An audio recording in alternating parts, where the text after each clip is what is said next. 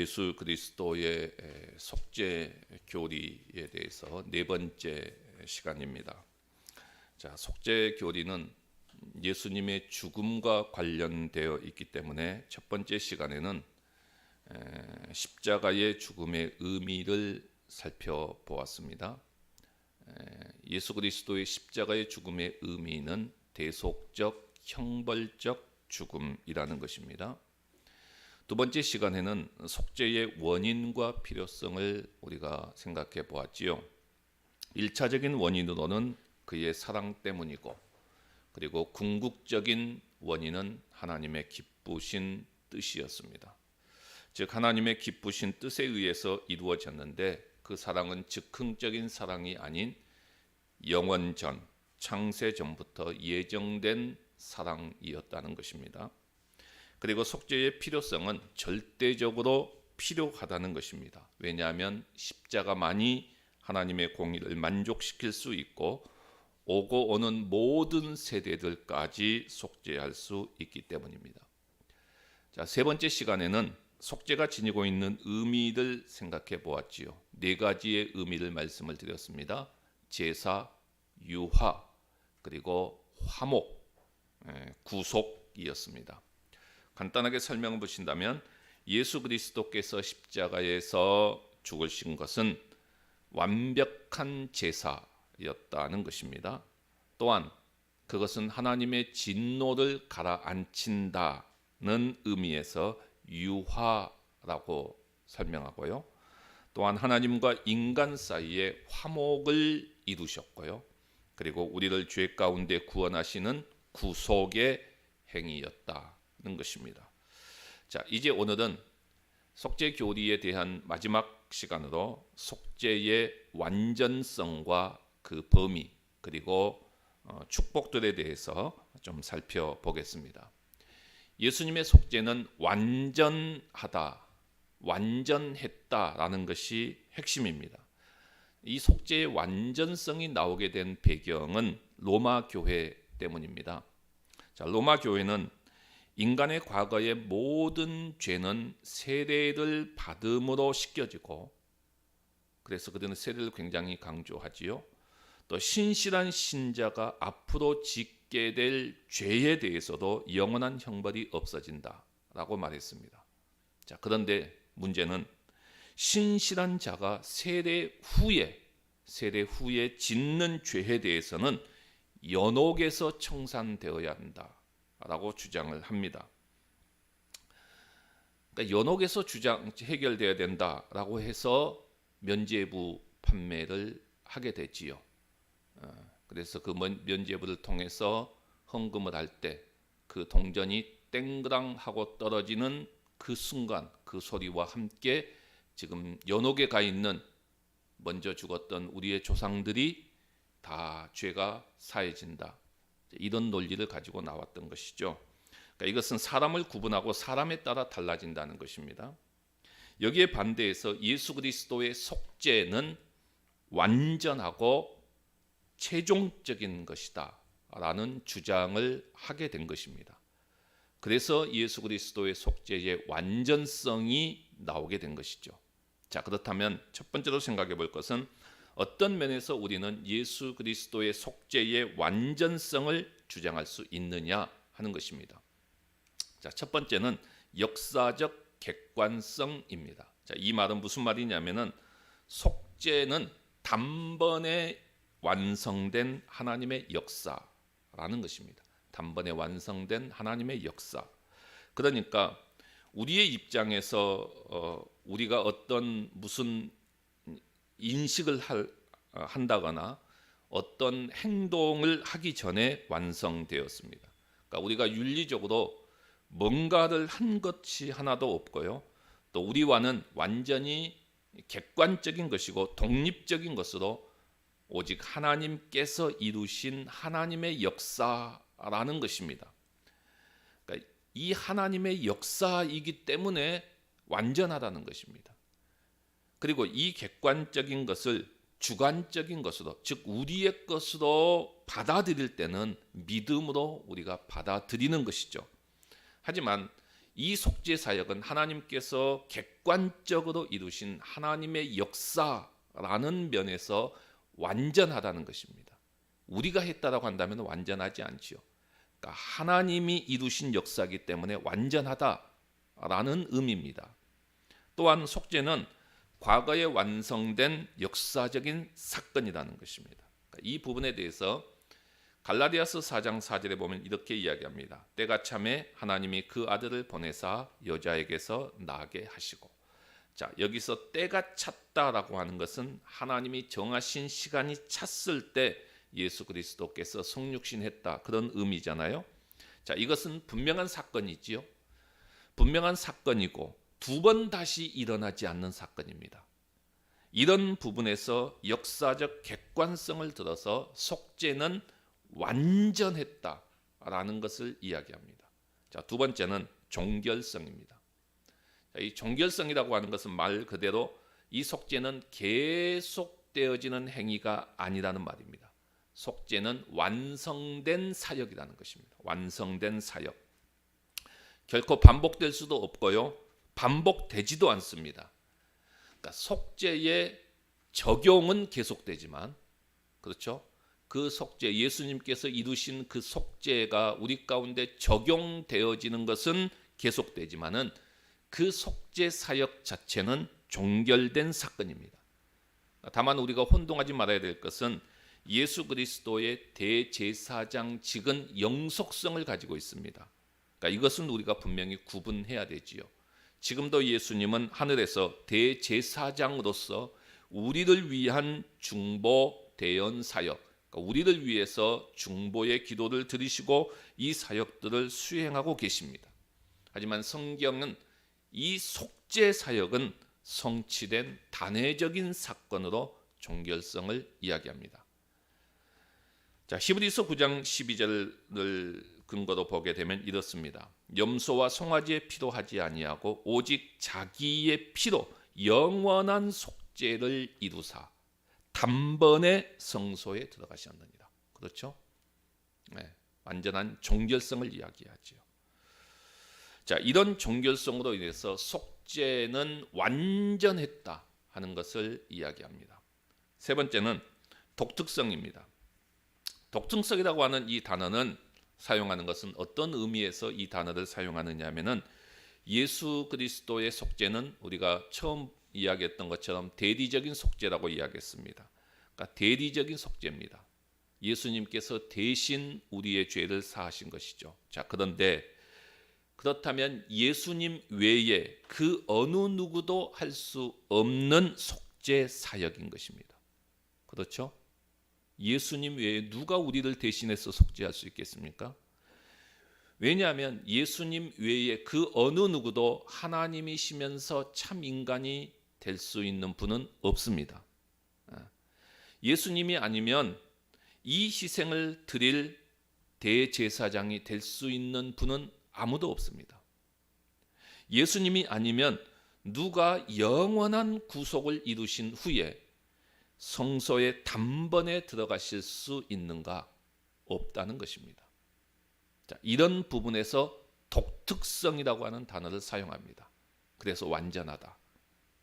네 번째는 내재적 효능성입니다. 그러니까 이 말은 속죄는 하나님의 전적인 은혜인데 더 중요한 것은 그가 이루신 속죄 사역은 우리의 죄로 말미암아 발생되어졌던 모든 요구들을 충족시키고 그리고 그 요구들을 채우기에 내재적으로 충분하다, 그런 의미입니다.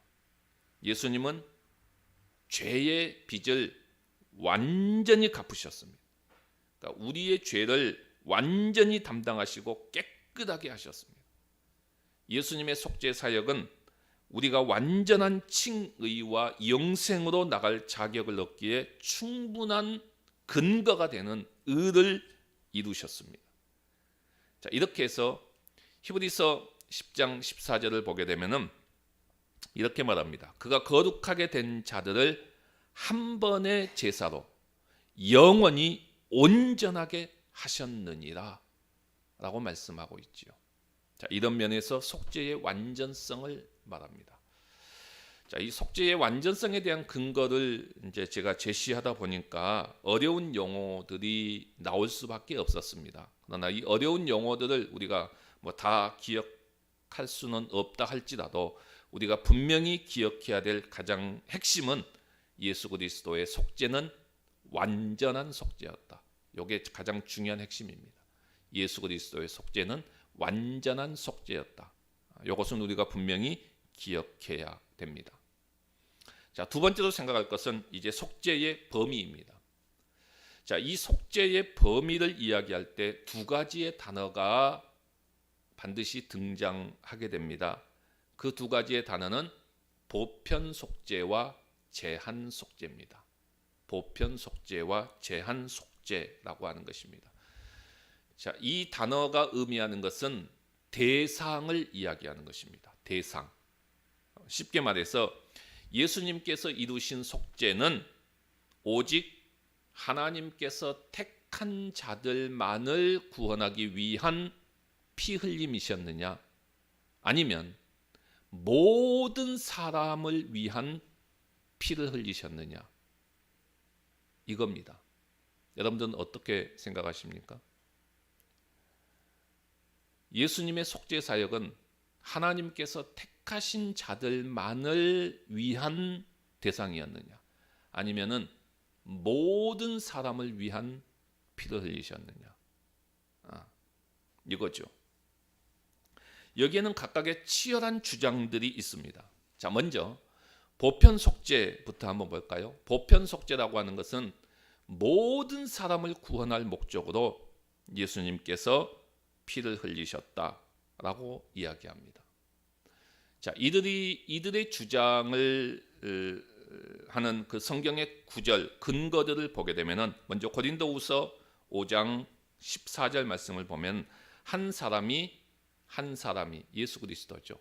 모든 사람을 대신하여 죽었은즉 모든 사람이 죽은 것이라. 이렇게 이야기합니다. 자, 모든 사람을 대신해서 죽었다. 보편 속죄에 대한 근거가 될 수 있겠죠. 자, 또 볼까요? 로마서 8장 32절에 보게 되면은 자기 아들을 아끼지 아니하시고 우리 모든 사람을 위하여 내어 주시니가.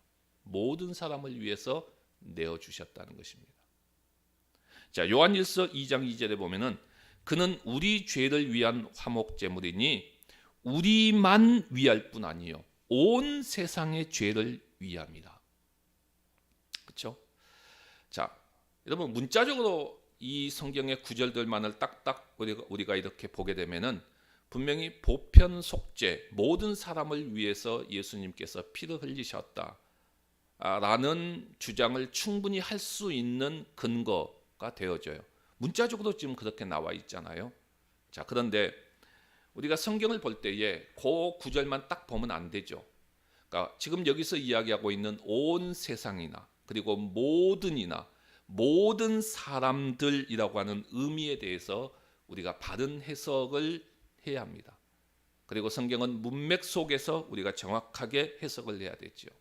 자, 성경에 보게 되면은 이 세상이라고 말했을 때 이 세상, 이 세상은 모든 세상을 의미하는 것이 아니라 이방인을 의미하는 구절로 설명되어지기도 합니다.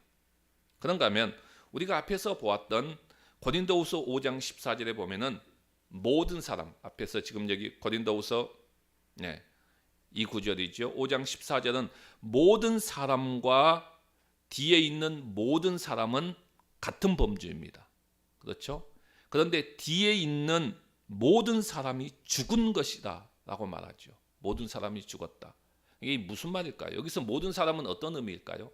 자, 이 성경 구절은 지금 무슨 설명을 하고 있냐면은 문맥에서 보게 되면은 여기서 죽은 것이다 라고 하는 이 말은 그리스도께서 죽으심으로 말미암아 그와 합하여 세례를 받은 모든 자들이 그와 함께 죽은 옛사람의 모습을 말하는 것입니다. 그러니까 이 말씀은 문맥 속에서 앞뒤 이제 문맥을 보게 되면 무슨 이야기를 하면서 이 말씀이 나오냐면은 예수 그리스도께서 십자가에 죽으심으로 우리 모든 사람이 함께 예수님과 함께 죽었다는 것입니다. 예수 그리스도께서 살아남으로 우리도 모두가 함께 살아났다라고 하는 이 말입니다. 자, 그렇다면 그리스도와 세례로 합하여 죽은 자들은 세상의 모든 사람들을 말할까요? 아니잖아요. 전 인류가 그리스도와 연합하여 세례를 받았다, 이런 의미일까요? 이건 말도 안 되는 것이죠. 그런 의미가 아닙니다. 따라서 여기서 모든 사람은 무슨 말이냐? 그리스도와 신비적인 연합을 이룬 믿음을 가진 모든 사람을 의미하는 것입니다. 자, 로마서 8장 32절에서 보면은 모든 사람은 우리 모든 사람이라고 해서 우리라고 하는 범주로 한정을 하고 있습니다. 그러니까 모든 사람을 말하지만은 우리라고 하는 이 범주 속에 있는 모든 사람입니다. 세상의 모든 사람을 말하는 것이 아니에요. 또 요한일서 2장 2절을 볼까요? 요한일서 2장 2절에 보면은 마찬가지죠. 여기서도 보니까 우리만 위할 뿐 아니라라고 하는 이 말은 무슨 말이냐면은 요한이 편지를 쓰고 있는 그 대상자를 가리키는 것이고, 우리만이 아닌 전 세계에 흩어져 있는 하나님의 택한 백성들을 위하여라는 의미로서 지금 말하고 있습니다. 그러니까 문맥을 보게 되면은 보편 속죄를 말하는 것이 결코 아닙니다. 이 구절만 딱 끄집어 오면은 보편 속죄처럼 보이지만은, 그러나 이 말씀의 정확한 의미, 그들이 말하고 있는 온 세상이다, 모든이다, 모든 사람이 그 의미가, 정확한 의미가 뭐냐라고 했을 때 문맥적으로 우리가 보게 되면은 이것들은 보편 속죄를 말하는 것이 결코 아니다 하는 것입니다. 그래서 우리는 보편 속죄를 말하지 않습니다. 자, 그럼 우리가 주장하는 것은 뭐냐? 제한 속죄입니다.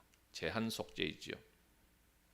이 제한 속죄라고 하는 것은 하나님의 택하신 백성들을 위하여 속죄 사역을 이루셨다는 것입니다.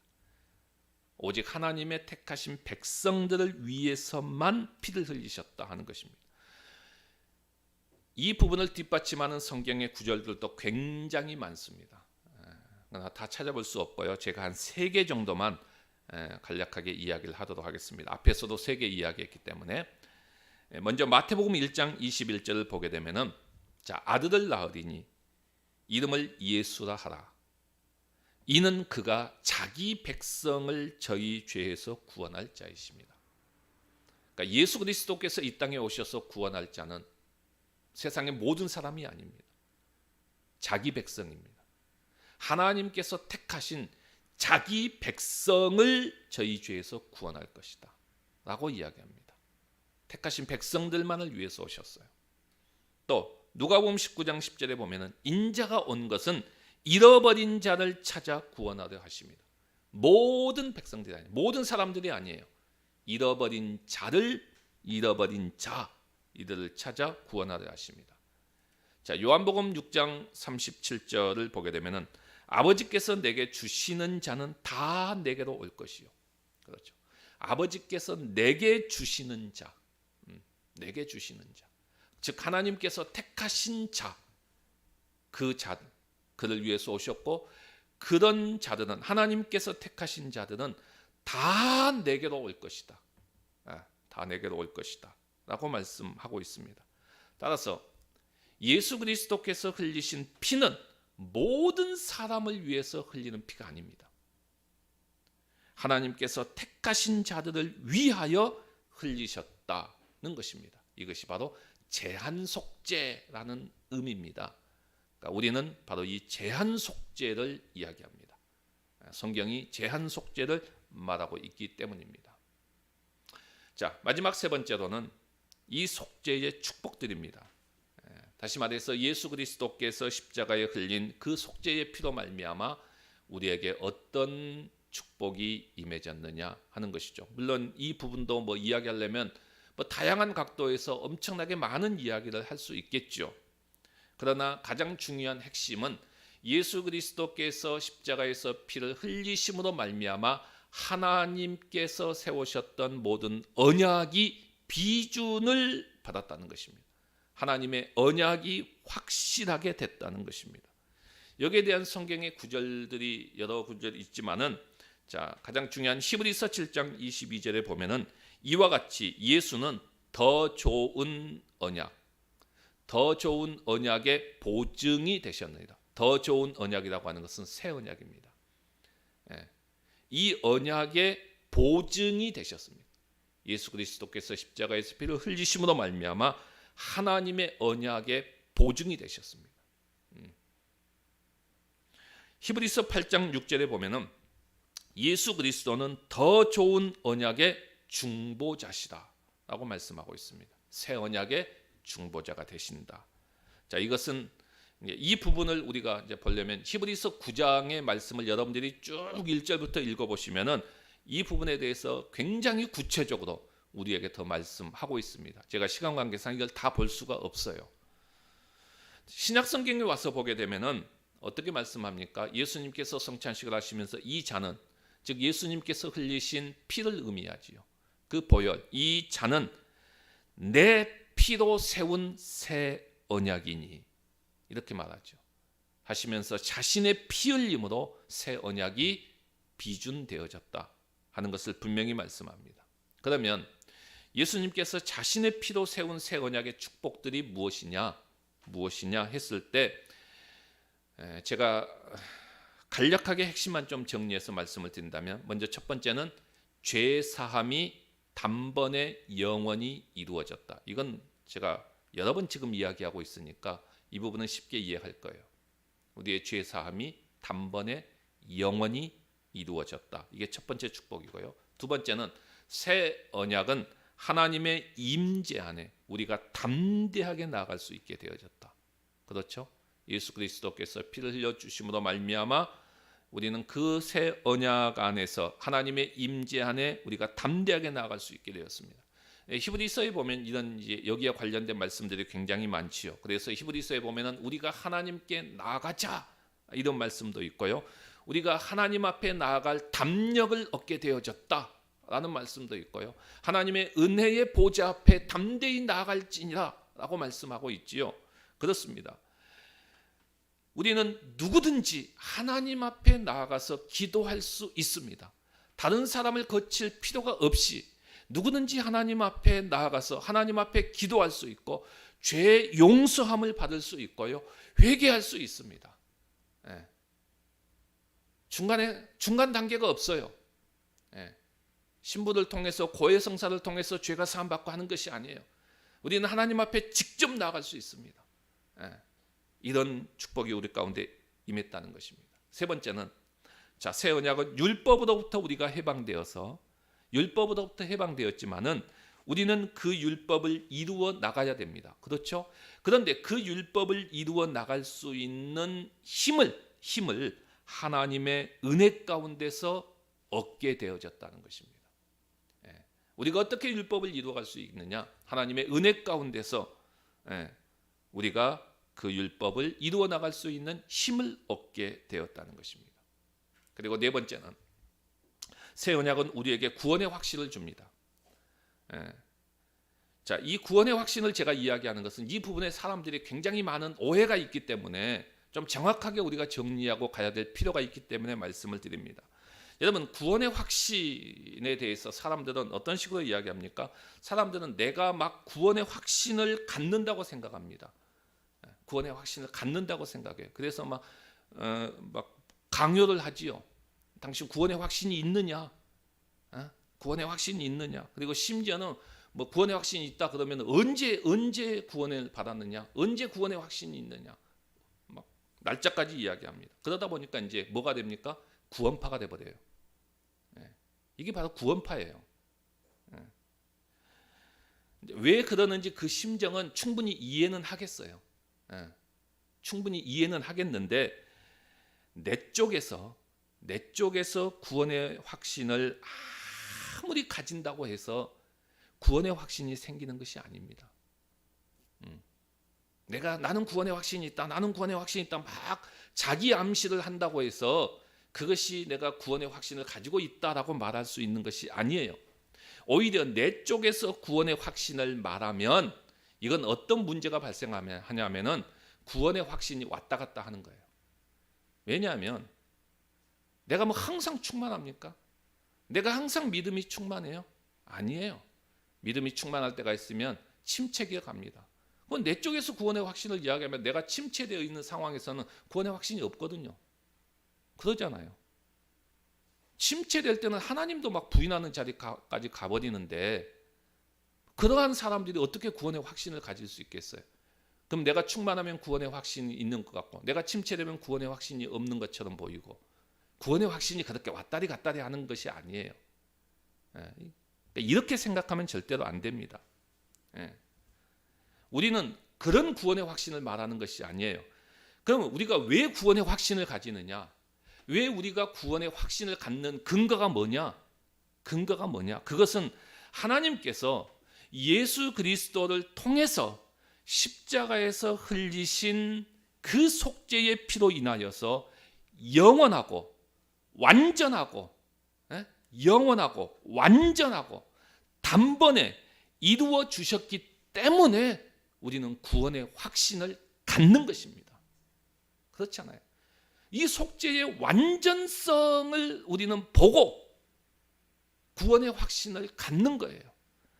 그러니까 근거가 내가 아니라 예수 그리스도입니다. 근거가 나에게 있으면 흔들린다니까요.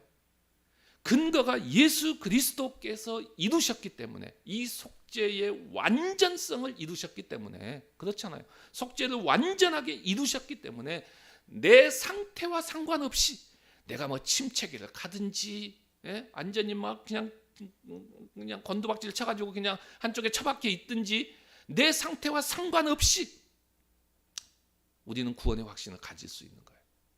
근거가 내가 아닌 예수 그리스도이기 때문에 예수 그리스도께서 이루신 완전한 사역이기 때문에 영원한 사역이기 때문에 단번에 이루신 사역이기 때문에 흔들림 없는 그리고 완전히 종결된 사역이기 때문에 그런 측면에서 우리는 구원의 확신을 갖는 것이고 구원의 확신을 이야기하는 것입니다. 자, 이제 결론적으로 중요한 문제가 하나 남아 있습니다. 그리스도의 속죄에 대한 우리의 수용입니다. 그렇죠? 성경은 예수님의 속죄 사역이 객관적으로 완료된 사실이라고 선포합니다. 우리는 우리의 구주는 단번에 죽으셨고 이것은 하나님과 인간의 관계에 근본적인 변화를 가져왔고 그것은 하나님과 화목함으로 속죄의 효력들이 우리의 것으로 만들게 하려는 것입니다. 사실 그리스도의 죽음은 우리가 믿음으로 응답하지 않는다면 아무런 가치가 없어요. 무슨 의미가 있겠어요? 아무리 우리가 속죄의 완전성을 이야기하고 아무리 하나님께서 이루신 이 엄청난 사역들 완전한 사역이다, 단번에 이루셨다, 영원한 사역이다 아무리 이렇게 이야기한들 그것이 우리가 믿음으로 받아들이지 않으면 아무런 의미가 없다는 것입니다. 아무런 의미가 없어요. 아무런 가치가 없습니다. 이렇게 이야기해 볼 수 있어요. 한 나라의 지도자가 감옥에 갇힌 모든 죄수들에게 사면을 공포했습니다. 이러한 조치는 오직 죄수 개개인이 이 조치를 자기의 것으로 받아들여서 감옥으로부터 걸어 나와야만 효력이 있게 되는 것이죠. 아무리 사면을 공포해도 그 감옥 안에 나는 해당이 안 되는갑다 하면서 그 감옥 안에 있다고 한다면 그 사면이 무슨 의미가 있어요? 그걸 내 것으로 받아들이고 거기에서 감옥에서 나올 때 그 사면은 효력이 있는 거잖아요. 마찬가지로 예수 그리스도의 죽음은 하나님과 인간의 관계를 변화시켰고 우리를 적대적인 관계로부터 자유하게 했습니다. 그렇지만 이것은 우리의 것으로 삼을 때까지는 내가 믿음으로 받아들일 때까지는 구원의 효력은 발휘할 수 없습니다. 없어요.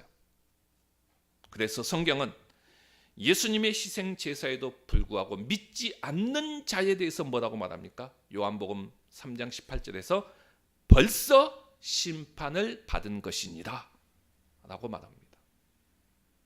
우리가 믿음으로 이 속죄를 받아들일 때 이 속죄의 완전성과 축복들은 우리의 것이 되어집니다. 구속에 대한 확신과 흔들림 없는 신앙이 되시기를